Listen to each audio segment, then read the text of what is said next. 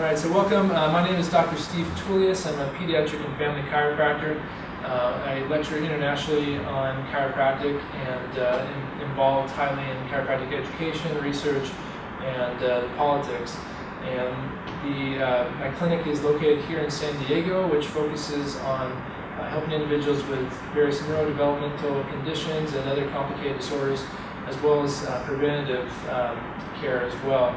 And I focus on these areas such as helping people with epilepsy and seizures and things such as autism because I see the greatest impact in their quality of life, and also because there's great potential for research in these areas in regards to chiropractic as well. When I'm not in my office, I'm highly involved in chiropractic education, politics, and research because I love the potential that chiropractic has for humanity. So I have a local clinic here in San Diego that focuses on neurodevelopmental issues and more serious conditions for people. And I focus on what is known as salutogenic care. And the word salutogenesis means an approach that's focusing on factors that support human health and well-being rather than factors that cause disease. And this is a critical difference because I see the body as whole, and I know that the body has amazing restorative function, so I'm looking for interference to that function. Why is the body not healing? Why is it not functioning in the proper manner? So I'd like to start with a quick testimonial video about a child who came into our office, a mom who came to one of my presentations to the Epilepsy Foundation Pediatric Support Group, just to bring about awareness of possibilities before we get started here. Obviously, you guys have interest here in chiropractic, otherwise you wouldn't be in this room. But let's hear what Beth has to say about what happened for her son Liam. Hi, I'm Beth. I first met Dr. Steve at an Epilepsy Foundation meeting. My 3-year-old son has epilepsy, and we were looking for some alternative treatments. And we loved what Dr. Steve had to say. He gave a really good presentation, and when we came to visit him here at the office, it was just awesome. It was such an answer to prayer, and he is so good with the boys. I have 3 little boys, and every one of them just adores to come here, and they're really sad if they ever have to miss Dr. Steve. And we have seen so many changes in Liam since he's been coming. He went from having up to 60 seizures a day till the last month and a half, almost 2 months, he has been basically seizure-free. So we are definitely proponents of chiropractic, and we love Dr. Steve. In order to review this, we really need to look at how structure affects function, and especially we need to start with a basic review of the neuroanatomy, the brain, the brainstem, the autonomic nervous system especially, and the interrelationship with the spine. We're going to go into the mechanisms of how chiropractic is able to impact the nervous system, and then the current research and the case studies, as I mentioned, and then into future research and where we need to go. So the central nervous system is made up of the brain, obviously, and the spinal cord. At the very top, you have the brainstem there, which is the central piece we're going to be talking about. Around the spinal cord is what's known as the meninges, which is basically a fibrous sheet that covers the spinal cord. It allows for the cerebral spinal fluid to circulate around and nourish the brain and central nervous system. And in the cross-section there we see different tracts of the nervous system as the information is communicated from the brain to the body and from the body to the brain. The main function of the spine is to house and protect the delicate nervous system. The brain is encased in bone to protect it, and the spinal cord is protected by the vertebrae, which basically acts as an armor to protect it. This number here, 11 trillion, represents what scientists tell us is the bits of information the brain processes every second of the day. That's 11 trillion bits of information. And so I put a sponge there to represent that nerve system. We often don't think about the nerve system until what? Until we have a pain, dysfunction, something bad happens, right? But every single moment, the nervous system is giving us a picture of reality. Okay, right now you can see me, hear me, you can feel your rears against the seats there from pressure sensors, and so all this information comes in and a neural image is created. And so depending on how those sensors are working or how that information is reaching the brain will determine the picture that is created, and then how the brain will then respond to that information. Here we have the brain, and we have several areas there. We see how information comes in on the picture on the right, through the brainstem, into the cerebellum, is processed into the thalamus, and then goes out to the outer edges of the cortex, which then the brain responds to that information. On the right there we have a picture where it shows where the anatomy is, and it shows particularly where the atlas, the upper neck bone is. The lower portion of the brainstem extends, some of the nerve cells extend down to the level C1, C2 in the human spinal cord. And so that's one of the reasons that we see some of the changes in chiropractic. I work a lot with children on the autism spectrum. It's a big focus in my practice, and we see phenomenal changes for them as well. Part of it has to do with the sensory integration, how information is received and how structure affects function. So here we have that talking about information coming in. It comes through the eyes, the ears, the vestibular system. The system we often don't think about is the proprioceptive system down at the bottom, which is made up of tiny nerve endings in our fingertips, our skin, our muscles, and especially our spine. They said 60% of that information comes from the spine, and the majority of that comes from the upper neck. It tells the brain basically where our body is in space, so that I can close my eyes and touch my nose, I can stand on one leg, and I don't fall over. Okay, that's the proprioceptive system giving our body constant information.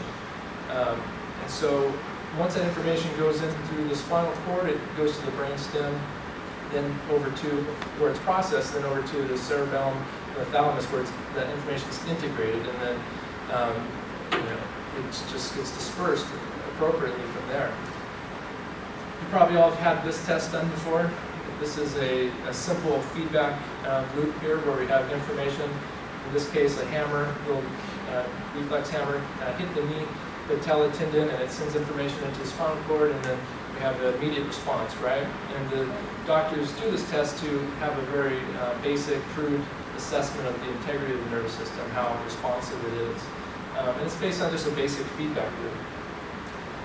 Now, the nervous system is much, much more complex than that. And so I have this quote from Gray's Anatomy and this image to kind of represent that.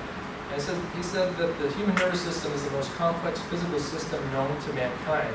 It consists of many billions of interactive units whose constantly changing patterns of activity are reflected in every aspect of human behavior and experience.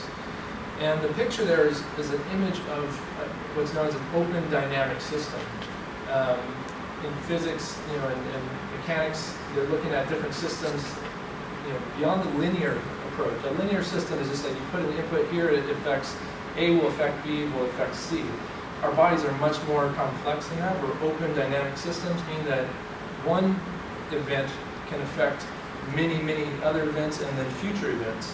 And so in order to understand the brain and nervous system, you need to have this whole systems approach, not the very microscopic linear approach. Here, how many of you have seen this picture before, or a picture like this? So this is the autonomic nervous system. And the thing to remember there is that it's automatic, okay? Your body is constantly regulating itself and controlling all functions, so you don't have to think about it. Like, how many of you have been thinking about breathing right now? Right? None of you, I hope, right? That would be much too complex if we had to think about that constantly. And our autonomic system does that for us, and it's divided into two primary systems, the sympathetic system and the parasympathetic. And the sympathetic is like the brake pedal, okay? The sympathetic is like the gas pedal, okay? It produces the fight or flight response. Have you heard of that before? So a fight or flight response is a normal, positive event when there's an actual danger. So if there's a tiger or a burglar in your house, then your heart rate will go up, your blood pressure, your palms will get sweaty, your muscles will get ready to respond. So you can either run or fight. And that's good in a temporary situation. Once the danger is gone, then the body should transition into the parasympathetic phase, which is more like the brakes. And that's the resting, healing, repair, and rest and development phase. Okay? So if the body is stuck in a chronic sympathetic dominant state, it's going to lead to chronic inflammation, degeneration, and disease processes. And we know that based on the research that an increased parasympathetic tone is related to decreased seizure activity. And we're going to talk about more about that in a second.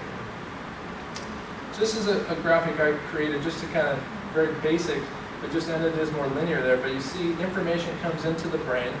And, well, let me ask you this. How many of you believe that the body is designed to be healthy? Right? It's designed to be healthy. So if it's not healthy, we need to ask why. What's not going right? So if the information is coming into the brain and everything works accordingly, then there should be a healthy response or healthy adaptation to the stress. That's the main function of the nervous system, is to respond to stressors in an appropriate manner. So, I use this term a lot, where's the disconnect? We need to find where's that area of disconnect. There's three primary reasons for failure of the nervous system. One, there can be an increase in outside stress beyond the limits of the body. Right? Our body has limitations. So if you fell out of a 3-story building, no matter how strong your nervous system is, chances are your bones are going to break. Okay? Your body can't adapt to that stress. So traumas. 2, there can be a decrease in internal resistance, coming in the forms of toxicity, deficiency, or degeneration. So toxicities come in many forms, deficiencies if you're not getting the proper nutrients or minerals, and then an impaired nervous system. And that can come from structural changes, which I'm going to focus on, traumas, degeneration, and genetic limitations. Although genetic limitations account for, some researchers say, maybe 2% of actual disease processes. Okay? There's an area known as epigenetics, which tells us that these different conditions are often turned on by the environment, the external environment or the internal environment. So genetics oftentimes it's overemphasized when in fact it's 2% of a lot of cases. So let's talk about dysautonomia and epilepsy. Dys meaning dysfunction and autonomia meaning autonomic nervous system. So dysfunction and balance of the autonomic nervous system. So there's a tendency towards decreased parasympathetic activity, that resting, healing, repair phase, and an increased sympathetic or fight or flight phase. Okay? And this probably makes a lot of sense. One of the gold standards in assessing autonomic tone is heart rate variability. And heart rate variability is a simple, accurate test that uses complex calculations, analyzes the rates and rhythms of the resting heartbeat. So there should be a level of variability. It shouldn't be just the same baseline, across, like just constant beat. There should be variations in that. And so this test reveals the balance between the autonomic and between the sympathetic and the parasympathetic states. And they found that a diminished heart rate variability is associated with all sorts of chronic diseases, epilepsy, high-risk arrhythmias, and sudden unexpected death in individuals with epilepsy. So this is a really important test that should be done in future research and clinically as well. A decreased heart rate variability is associated with an increased sympathetic tone, and an increased heart rate variability has associated with an increased parasympathetic. So you want to have a higher heart rate variability. So this was a study that it was 5 patients, so it wasn't very large, but this looked at what happened to their heart rate variability as their seizures were under control through medication in this instance. And they found that the controlled generalized seizures was accompanied by simultaneous increase in parasympathetic regulation and a decrease in the sympathetic. So increased resting and healing, decreased fight or flight. And that this reduction in sympathetic regulation is the proposed benefit of many different seizure treatment models. This is actually pretty interesting. This was looking at Mozart music and how that impacted epileptic activity. They found that people listening to Mozart had increased parasympathetic tone, which increased the heart rate variability, and they had decreased seizure activity. So something to consider, doing in your spare, while you're at home, and also, but the reason I put that up there is one for your benefit, but also to emphasize that it's the increased parasympathetic tone which has been associated with decreased seizure activity. So back to where's the disconnect. And I have a picture of the brain and then the autonomic nervous system here because, and the brain is much bigger in this picture for purposefully, because the focus tends to be in research in both epilepsy and also in autism, in which I work closely with, is the focus is all very much on the brain itself as being the problem or the main area of research, or it's looked at from a mechanical perspective versus a systems perspective. Right, we have the autonomic system, and you see two spinal cords there on each side. It shows the difference between the two systems.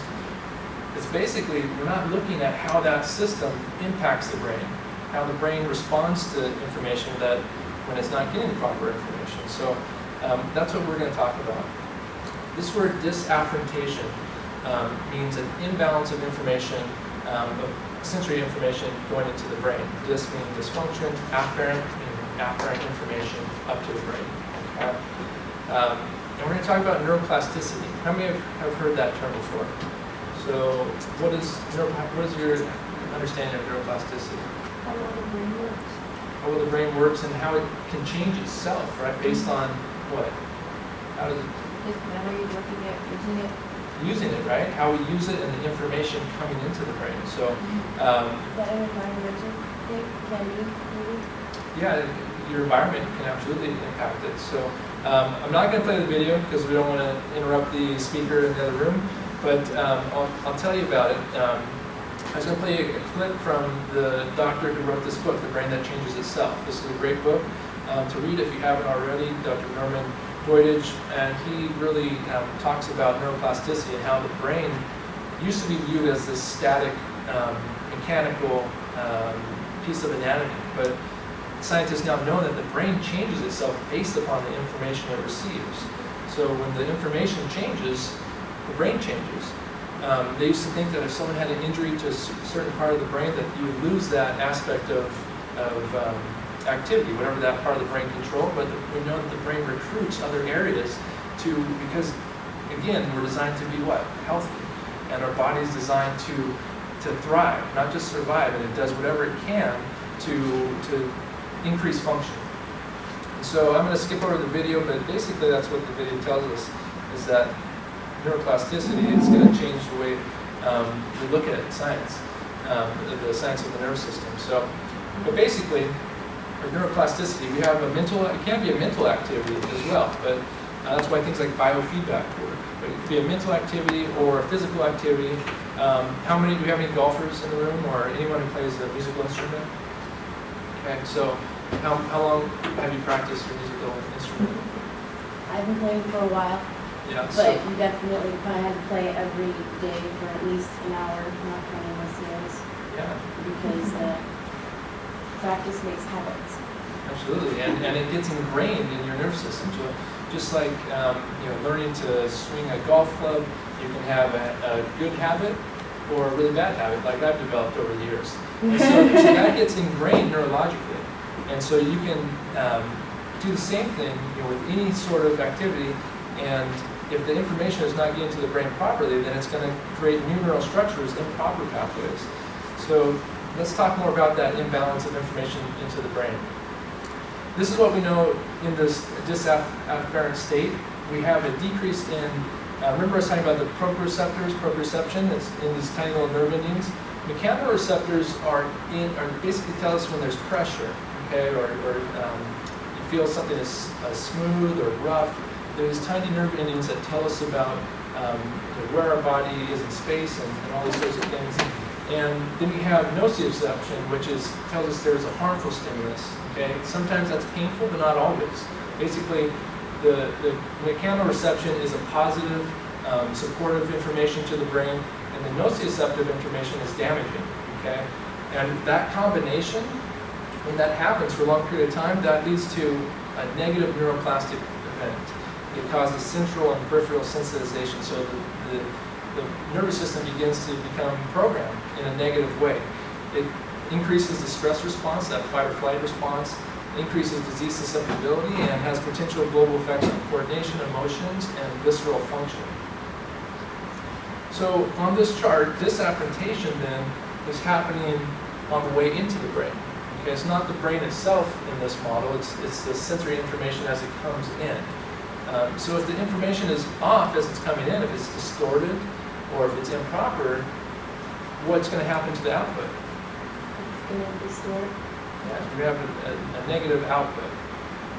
Like if we don't literally feed ourselves, but we drink and then we do everything else, like kind of like that. Yeah, exactly. It's another form. It is nourishment for the brain, basically. In fact, the infant's nervous system is not fully developed. It gets a large portion of its neurological development through movement of the spine. That's a huge component of how the developing nervous system completes its process of development. So where's the disconnect? And I say it takes a village here because this is an important piece of all my talks, is that you can't just expect to go to the chiropractor and be extraordinarily healthy. Any condition, any process, wellness, everything requires a team approach and requires many different levels of health care and self-care. So I certainly am not suggesting that you simply stop doing anything else that you're doing. It takes a team approach, which I believe that our healthcare professions are beginning to do much more of. In fact, years ago, I would never have been, people in my profession would have never been even invited to a conference like this. So there's definitely bridges being transferred. The gaps are being removed as we're starting to communicate much more. So now into the main focus of this talk is structure affecting function. And every scientist, every engineer, every physicist understands that structure affects function. If I were to remove one of those load-bearing beams from the Golden Gate Bridge, that would affect the function, correct? Right? So the thing is as a whole in healthcare, we're not approaching our biological system in the same manner. We're not recognizing how the structure impacts the function of the body as a whole and of the nervous system in particular, really. And so these are the mechanisms by which we believe chiropractic is creating the effects we see, which we're going to talk about. We've talked about disaffrontation already, and I'll talk to you about some of the research there. The actual mechanical spinal cord tension. Remember, the spinal cord travels down within the spinal column, the bone structure, the spine, and it's attached to the inside of the spine. So if the spinal column, the structure shifts, then that's naturally going to distort the spinal cord. Actual brainstem compression and/or brain ischemia or decreased blood flow to the brain. And I'll talk to you more about that in a second. And then a fourth possibility is inhibition of the vagal nerve. You probably have heard of vagus nerve stimulation. The vagus nerve exits the cranium and then travels down just adjacent to the first bone in the neck, one of the major nerve centers in the vagus nerve. And so there's the possibility that chiropractic is impacting the vagus nerve as well. So now some of the research into chiropractic and the nervous system. So in this study, these doctors found that vertebral subluxation creates neuroplastic changes or functional neurophysiological changes. And the functional word is important because that means reversible in the central nervous system due to altered afferent input. So the subluxation is interfering with the input into the nervous system, the brain. So what's a subluxation? The vertebral subluxation is a term that I believe society deserves to understand in the same way that they understand what high blood pressure is or diabetes or all these other names that we've given to various conditions. Subluxation is not a disease process in itself. It's simply an alteration of structure, misalignment or shift in the spinal structure, which will negatively impact and affect the neurophysiological function of the body. So let's look at this. Here we have obviously a bone, but who knows the name of that bone? Vertebrae? It's a vertebrae. It's the top vertebrae. It's known as the atlas bone. And of three bones in the spine, it's one of three bones in the spine that has a special name. Okay, there's the atlas, the axis right below it, and then the sacrum. So why do you think they call it the atlas? Because it holds up your head. Because it holds up your head. It was named after that guy right there holding up the world. So they understood the importance of it. And it actually has these two little cups, these facet joints, where the head sits upon. Now, here we have that image again, and we see where the atlas is. It's the C1 vertebrae. C1 stands for cervical spine. And then we have the brainstem, the higher portions in the actual cranium, and then lower portions that actually extend down into the below the foramen magnum, or that opening there. Does it make sense, or is it plausible that a shift in spinal structure could impact the brainstem function and also the main blood supply as it travels up actually through that bone, wraps around and goes into the opening in the skull? Oh, yeah. It's very plausible, and in fact, I see it clinically on a daily basis. Here we have the atlas from a superior view looking down. You see that main blood supply that's coming up and around, and then the brainstem and the spinal cord right there. And all of that has to travel through that tiny opening. It's the most common bone that we find structurally misaligned because of a couple of reasons. One are forward head postures. The weight of our heads, our upright positions versus being over in all fours, perhaps long ago in our early stages of development. And also the shape of it, because it's shaped in this manner to allow for the greatest degree of motion. So it can turn, flip around, have all this range of motion. But with that, and all those things I mentioned, it carries the possibility of trauma and repetitive stress. And so it becomes also the most likely bone to subluxate or misalign. What we found with, and I'm going to go over the studies now, is that when the spine is subluxated, when that structure is shifted, it causes a state of disafferentation and all those possibilities as well. This study looked at this concept of disafferentation, and they found that decreased spinal joint range of motion decreases that proprioceptive input, that good input into the brain, and increases nociceptive input, that bad information, and it causes neuroplasticity. There's another study looking at that as well, and again they found that spinal dysfunction alters the input into the central nervous system, creating that disafferentation. But the great news is that it was functional, meaning that the process is reversible. Now, here's some two studies I found in doing research for this presentation on cerebellar, or the cerebellum is that region of the brain right here. Stimulation of the cerebellum has been found to epileptic effects on both animal and human studies, okay, both in mice and then also in humans. And so the reason I put that in there is because this doctor found that movement of the spine stimulates the cerebellum. It's one of the main stimulating factors for the cerebellum, which is responsible for full body movement, thoughts, feelings, emotions, and a healthy functioning of the organs and immune system. So we know that subluxation causes this big word called dyskinesis, which is basically misdirected neurophysiological reactions, errors in energy expenditure, which has the potential for more functional disorders. We measure that in the chiropractic setting using surface EMG, which is using electrodes to measure the electrical output of the muscles. And I'll ask you, do you think that the muscles should be firing at a pretty balanced rate from side to side, or do you think they should be imbalanced? Should be balanced. Should be fairly balanced, right? And then we know that based on normative data. The image on the right is of a scan which shows areas white are balanced, green mild stress, blue is moderate, red is severe stress, and then black is extreme. So we can measure this in a clinical setting, and we do in my office. Dysautonomia is a result of subluxation, dysfunction of the autonomic nervous system. Okay, and I put cell phones up there because it's kind of like trying to operate a cell phone with less than the full bars. There's a disconnect occurring. And so here's some research looking at how chiropractic impacts the autonomic nervous system. This study looked at the sympathetic and parasympathetic responses to different adjustments of the spine, both in the neck and in the thoracic spine, the mid-back. And the neck adjustments had a parasympathetic effect. So remember when we said an increased parasympathetic tone is important to decrease in seizure frequency. This study looked at... Wait. Yes. What did it just say?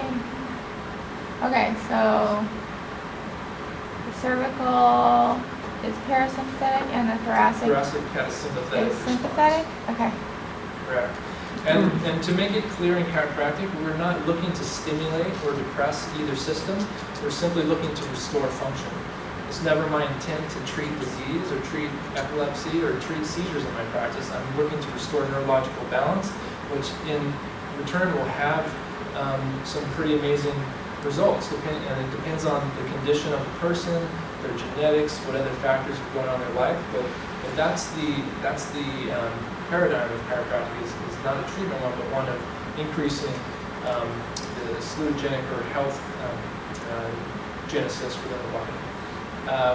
This next study looked at how the spinal column impacts the nervous system, both the viscera, the organs, and then the autonomic nervous system. And it had over 800 references. And the author concluded that there appears to be extensive, if not overwhelming, evidence as to the potential for different manual therapies. They looked at osteopathy and other manual techniques for positively influencing the autonomic nervous system and through that internal pathophysiology and symptoms. So chiropractic or subluxation is creating a fight or flight response. And I have this image here of the sympathetic ganglions, which are basically bundles of sympathetic fibers in the neck, especially right in the upper cervical spine, the middle area, and the lower part. Remember the image of that open system? When there's an imbalance in the system, you have not just one nerve firing, but then it goes into other networks and begins to create a cascade effect. We talked about HRV, heart rate variability, earlier. We've seen that chiropractic has a positive impact on heart rate variability.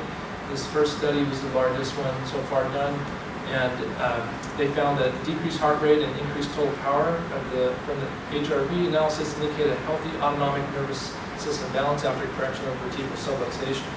And 2 other studies are also looking at that. We have some other studies in way, and I don't currently have this technology in my office, but I'm going to be getting it shortly so I can do clinical research as well.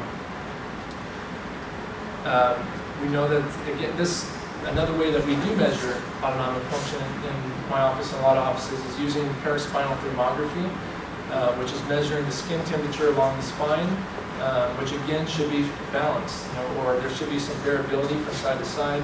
The graph on the right is of a very one-sided scan with lots of heat temperature differences coming up off of the cervical spine, especially the upper cervical. When there's upper cervical subluxation, we often see these one-sided patterns, individual in a sympathetic dominant state right there. And so they've done studies looking at normative data, and so we know that the degree of asymmetry will give us an indicator of the degree of dysfunction occurring. And we also have the studies showing us that the temperature will change based on whether subluxation is present or not. So I use that as an indicator of how the care is going and how people are progressing. This is where chiropractic really needs to go, and looking at more of how chiropractic impacts the brain.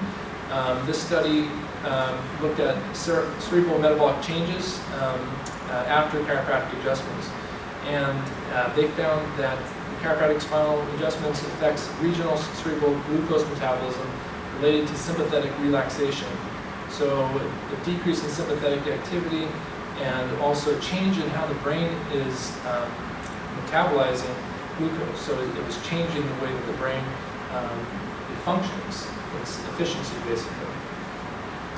So now I'm currently conducting a review of the literature in chiropractic related to epilepsy. To be honest with you, there's not much besides case studies at this point. We don't have any double-blind randomized clinically controlled trials, although I'll talk about a project that I'm working towards at the end of this. But this was the largest review so far. This was related to children. And they looked at 17 reports of pediatric epileptic patients receiving chiropractic care, and they used upper cervical approach and upper neck approach to their care, and 14 out of the 15 reported very positive changes in their seizure activity. This next slide shows several of the other case studies that I came across. There's several others that I wasn't able to add on to here. I'm going to be, with this review of literature, I'm going to be also adding the, about 4 or 5 case studies from my own office, which I'm going to go into at the end here as well. So how common is vertebral subluxation? It's a very common occurrence in the spine due to the nature of the human body and due to stress in our environment, both physically, chemically, mentally. And so these next couple of studies are geared towards infants because that's my focus in practice, and there's not a lot of epidemiological information yet. We don't have a lot of, to be completely honest, we don't have a lot of great studies looking at the rate of this because in chiropractic, all of our studies are self-funded. We don't receive funding from the government typically, except for maybe low back pain studies. We're certainly not receiving money from pharmaceutical companies to perform any testing. And so right now it's mainly self-funded studies. This study, this was a medical doctor in Germany. In fact, in Germany, there's a big part of physical medicine actually looking at how the structure impacts function. And he looked at 1,000 infants in the first month of life. 80% were found to have vertebral misalignments in their upper neck. This study was done by an osteopath. We found that out of 1,250 infants, 90% had suffered brain trauma and strain through the neck and cranial areas, with 10% being severe traumas. And the reason for that really has to do with our birth process, which can be very traumatic, but even in the most normal natural births, there's extreme amounts of potential trauma. This medical doctor said that the birth process, even under optimal controlled conditions, is potentially a traumatic crippling event for the fetus.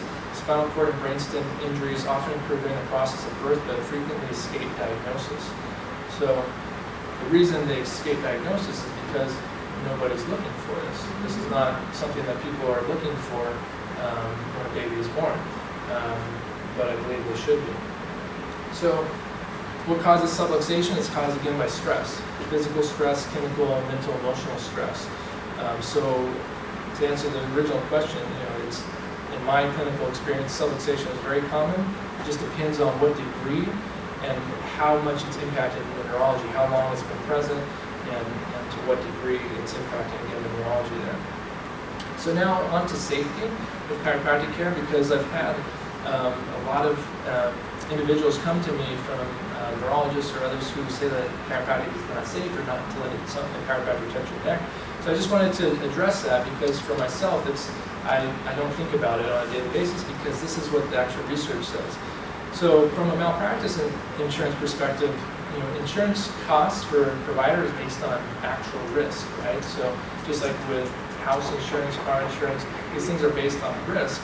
Chiropractors have the lowest malpractice rates of any type of provider out there. So that should give you an idea of how safe chiropractic is.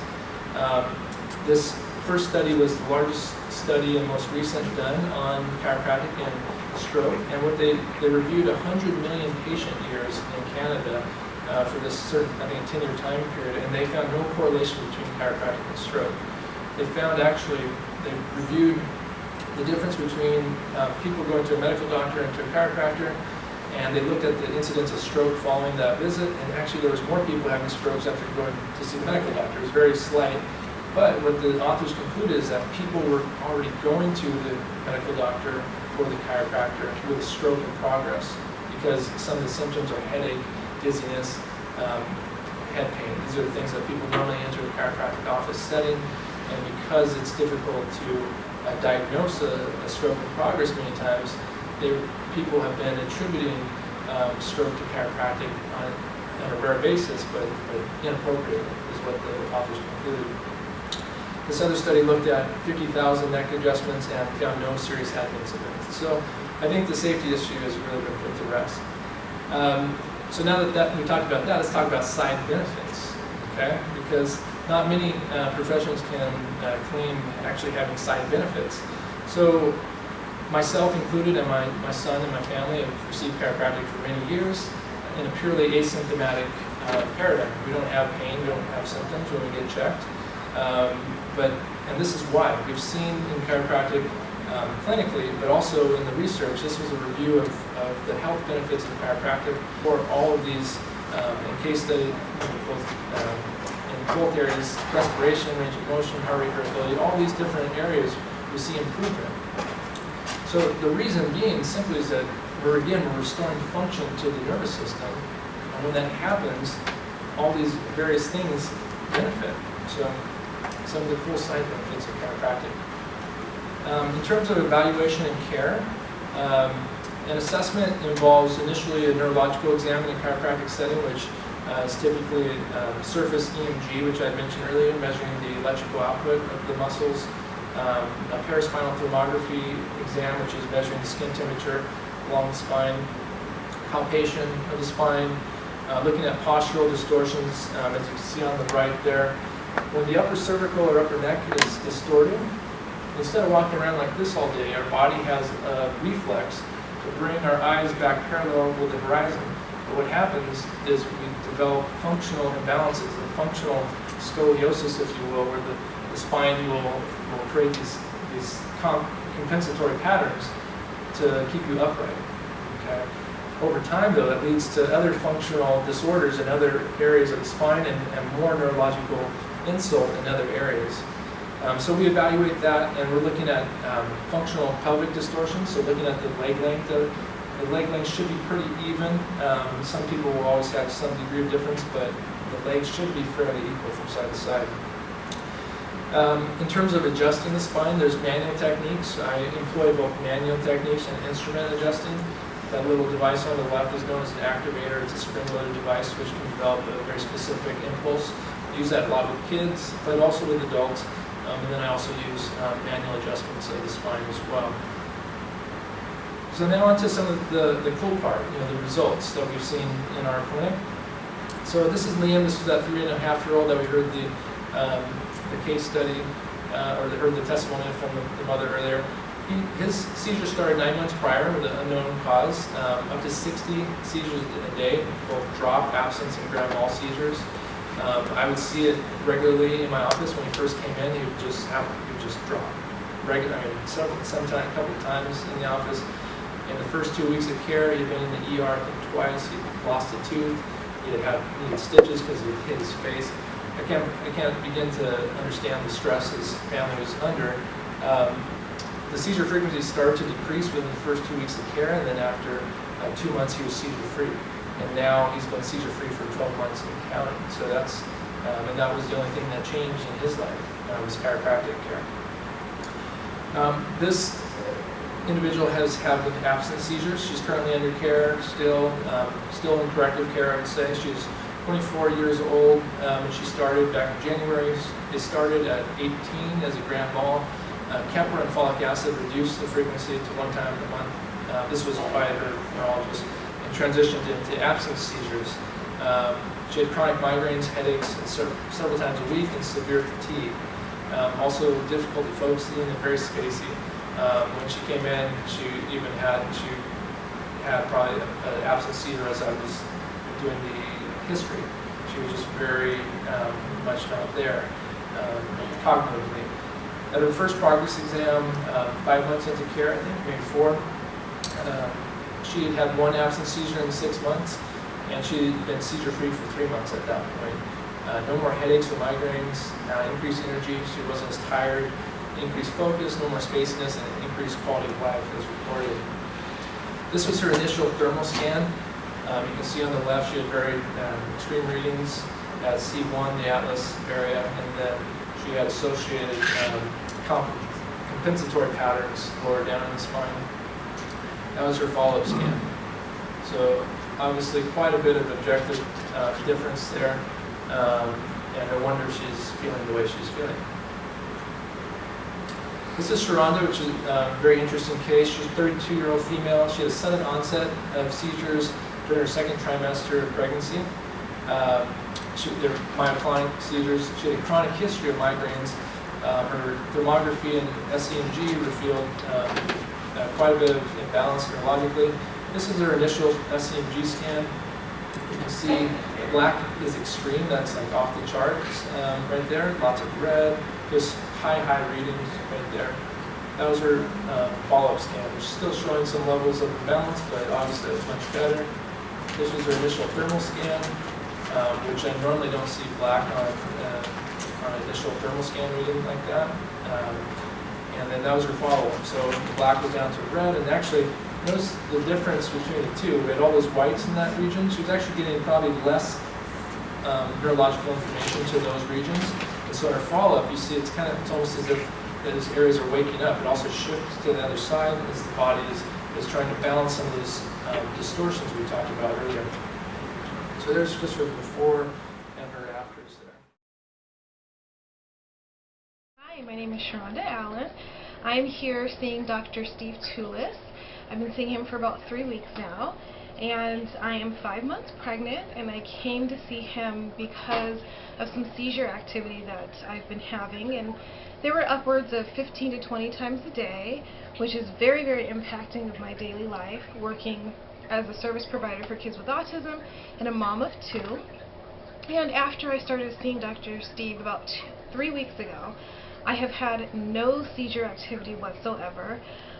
My energy level has significantly increased, which is making me be a better mom and service provider. So because I personally believe, because of Dr. Tulis' support and help and chiropractic care, my quality of life for myself and my kids have significantly increased.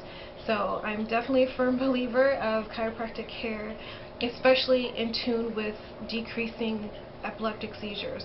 Because for me, I went from 15 to 20 times a day to 0 occurrences, and that has happened right after me starting chiropractic care. So I firmly support chiropractic care for your body, mind, and soul, and overall quality of life.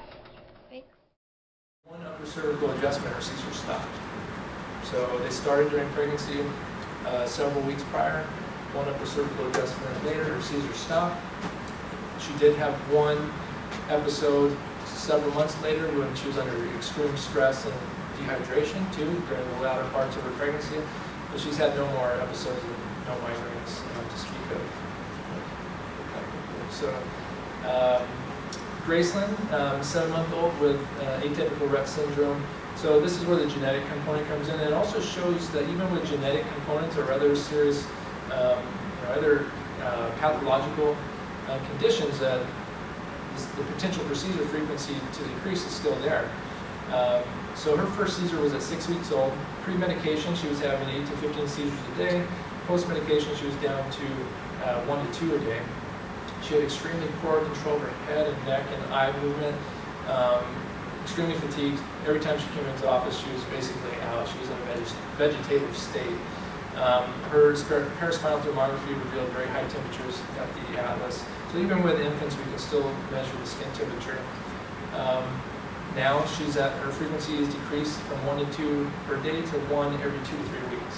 So you can imagine, instead of having constant seizures, her body can now, her brain can now begin to develop. She has increased motor control. She's able to move, turn her neck, begin to sit upright, greatly improved ability to focus. That was one of the first things we saw. Is before, her eyes were going different directions. Now her eyes are focusing. The child's alert. She's interacting with others, and she's no longer sleeping all day. Her body's able to be in a more balanced state. So there's 2 reasons why I really focus on helping individuals who are experiencing seizures.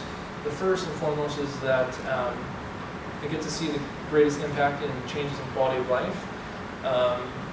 And the second is there's huge potential for research in this area, because epilepsy there's issues going on with the brain. I believe that and as we saw, the brain is being impacted by chiropractic care. I've currently submitted a grant application for a couple, for this study that I'd like to do. Hasn't been accepted yet, but I'm working on refining it quite a bit. But I'd like to have 25 to 50 individuals, with a diagnosis of epilepsy, have a course of 36 visits, and have pre and post EEGs, functional MRIs, and also X-ray, and then have initial heart rate variability, thermography, SEMG, and do that at a 12-visit interval, so that we would have a total of 4 scans and data to compare.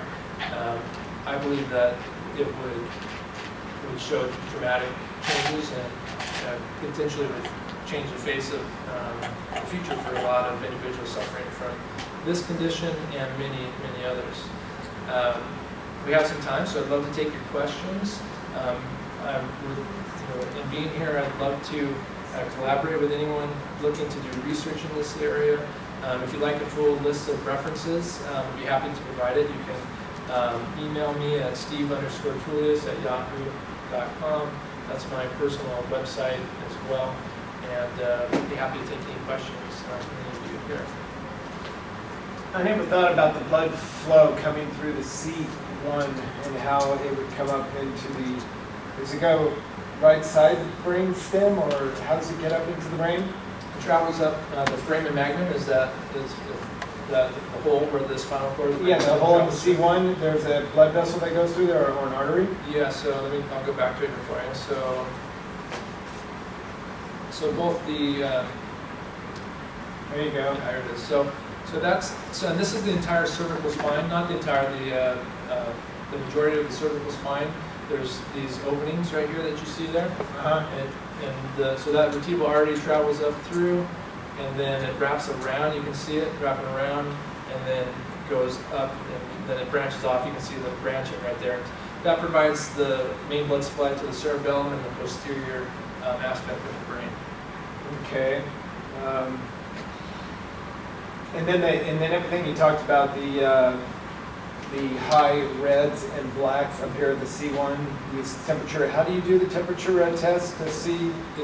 It's using the infrared scanner, so it's measuring. So it's a scanner? Yeah. Okay, all right, that's interesting. And then obviously the getting your spinal cord to where it should be is going to be a big significance for this whole procedure to try to get you to have a significant drop in seizures, right? The goal of the care is to restore the function to that nerve system. So we're looking at that data, those patterns objectively, and yeah, we should see great changes. Sure. So the test or the everything that's been written up about it is coming to the conclusion that a healthy vertebrae or your spinal cord, spinal system, if you will, is going to be a healthier person all the way around. Correct. Right? Because I've been adjusted many, many years ago for a back problem that I had at work, 15, 20 years ago, and it did wonders. You know, obviously I had some nerve that was hitting one of my vertebrae, and it was very invasive, you know, and I'm all, oh, yeah, I felt 2 inches taller. You know? Did you just go that once? I went several times, but it alleviated the pain, and I went back to work. And so I never saw a cardiac. I never saw a chiropractic since then. But this is all new to me, and I've been an epileptic for 25 years, and I've never been seizure-free. And mine went from grand mal seizures to finding a drug called Keppra. I think you mentioned it here, and I've been talking about it through the whole conference. That was the one drug and the only drug that ever worked on me. It took the grand mal away, which I was on sudden death syndrome on that. So that was like, thank you God. To where now these seizures that I have now are bizarre. I mean, I block out, and I'm actually doing things. And I got laid off from my job, and I became a liability. Like if I have an aura, and I'm telling you, okay, I might go into a blacked out seizure, but yet I won't black out and fall down. I mean, I'll get up and do strange and abstract things. I mean, Yeah. really weird. Yeah. And so I'm always looking for something that's going to decrease them. I have about 5 on average per month. And so that's good to know that this might be an avenue I can go for. Yeah, it's certainly, it's an area to explore. I never know how each individual is going to respond. Right. But again, the premise is if we find neurological imbalances that are being created by structural shifts in your spine, then you're better off without it no matter what, and your quality of life is going to improve in some manner. The nervous system is designed to repair and restore. And so, like I said, I never know exactly how, and I certainly am not positioning chiropractic as a treatment per se for epilepsy, but as a mode of restoring that function to that nerve system. Right, I can understand that. Thank you. Thank you for sharing. Yes. I'm gonna talk to him. This is the stuff that the other people can't talk about or don't know about or won't talk about at the other Because things. he's not a medical The doctor. alternative therapies or Right. what have you. That's the insurance company. They want to keep us sick, So- man. Well, I know, that was my next question. Thank you for reminding me. I remember in the past, I don't know if the insurance that I have now will cover X amount of visits to a chiropractor. I'll check. And if you have a card, I'd like to have your card. Sure. A lot of them do. It's just Yeah. not. My doctor wants to It's let not me at have, the "You want top of another the drug? page." You want Yeah, another drug? yeah, What do you want? Want yeah. anything but pot. No, this is the alternative. Yeah, the drugs are good, for, like you said, it stops the Yeah, seizures. protect away the grand mal. Yeah, there's definitely times and benefits, but if there's a method that would, correct or potentially decrease the seizures naturally with minimal to no risk involved, then it just seems like as a society we should be exploring that avenue. Yeah. And which is why I'm here, to share the information. And I believe that in my lifetime, within 10 to 20 years, what we're talking about today, we're going to see much higher rates of utilization, and which will translate into huge changes in our healthcare system as well. Sure. But there's only 60,000 chiropractors in the United States, and the other thing is that not all chiropractors focus on subluxation, and also the upper cervical spine is not always their specialty. So that's something to consider when looking for a chiropractor is that they are specialists in the detection and correction of subluxation, and also that we've seen better results with the limited research we do have on chiropractic and epilepsy. We've seen better results with an upper cervical approach, upper neck approach. Yeah. Can I ask, when you guys about to have a seizure, do you feel a surge of energy? I don't know, I call it an electrical imbalance, and it's like a rush of blood and an overwhelming feeling right to my head. It's just like, it's like blood rush, or just like things firing off in my head, and I get withdrawn, and I immediately get off my bike, or I'll tell my wife if I'm in the house, I'm having an electrical imbalance, and so we try to protect me from harming myself. That's what I get. And I can have 3 to 4 of those a week, and maybe one where I become partial complex.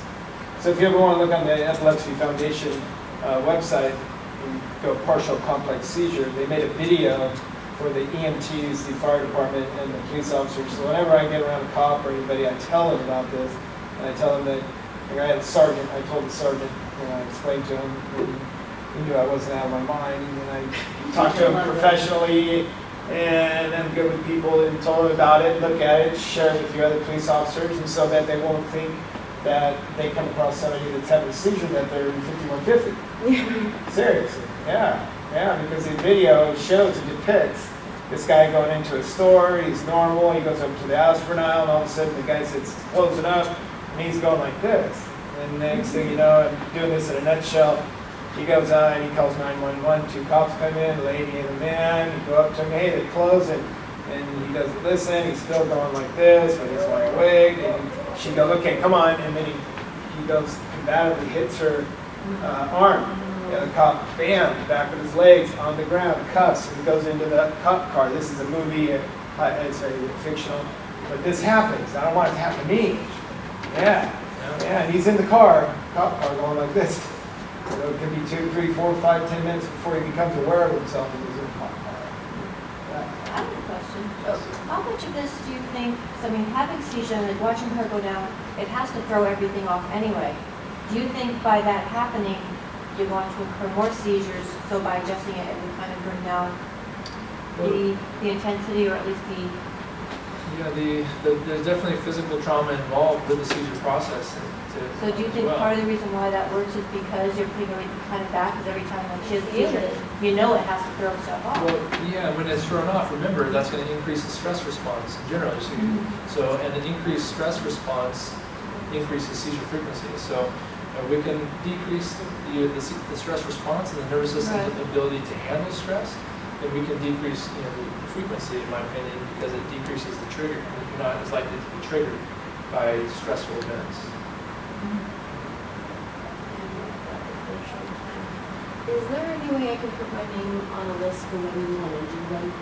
When you do get your funding eventually? Yeah, I can give you my card. You can give me your information, and I can do that. It's I don't have to see it I'm hoping within a year, but that's Oh, these I things know. take some time. I know it's not going to be anytime soon, But but, Pepsi's not going anywhere, so. Yeah. right, but it's such an exciting time though, because Yeah. with the healthcare system changing and we're going towards prevention, preventative matters. It's amazing. Any other questions at all for me? And yes. Molly, how about health insurance for Uh, low income? sure. Yeah, I'm not in network with any insurance companies, and the reason why is because I found, well, a couple of reasons. One, I had to always charge their contracted rates. So people with high deductibles and high copays in today's insurance market are actually we're paying more out of pocket with insurance than with our cash rates. So in our office we have corrective care plans that are at a fee that I believe most, if not all, families can afford. And I never, people are having financial hardship. I don't turn people away because of that. We work with people to make sure that they get access to the care. The second thing is insurance companies, are for-profit organizations, and when I was in network with insurance companies, it was constantly their care was being limited, and they weren't given nearly enough visits that they needed, and so people often make decisions based on their insurance reimbursement versus what they actually needed. So Our insurance doesn't cover it. We're a low income family. Sure. But do you have any type of plan, or do you have a special? Yeah, I would say what I've often done, and I hadn't had the intention to do this, but what I'd like to offer, what I've done for other presentations I've given to the Epilepsy Foundation. Normally, the first visit is $75 for initial exams and first visit history, consultation, and adjustment. But what I've done in the past is offer that for only $40, and that all goes to the Epilepsy Foundation too. So, so if you'd like to have an initial assessment, you can call the office, let them know that you were here, and then it would just be $40 for that first visit, and then that would all just write a check out to the Epilepsy Foundation for that visit too. And that goes for everyone here that would like to schedule something. Any questions at all? And I'll be around if you'd like to ask any personal questions as well. I appreciate your time and your interest, and what I'd love for you guys to do is to talk to your neurologist about what you heard, because most have never heard this before. I believe if they did hear it, I believe they would want the best for you and for the other patients. So I'd love to work collaboratively with them, and also see if any of them are interested in doing some research, to disprove what I'm saying. Because either way, I'd like to see what the actual science tells us about subluxation impacting the brain function. So we'd love those introductions to neurologists if they would be interested. Thank you very much. I appreciate you. And any personal questions that you have. Thank you. Thank you. Thank you.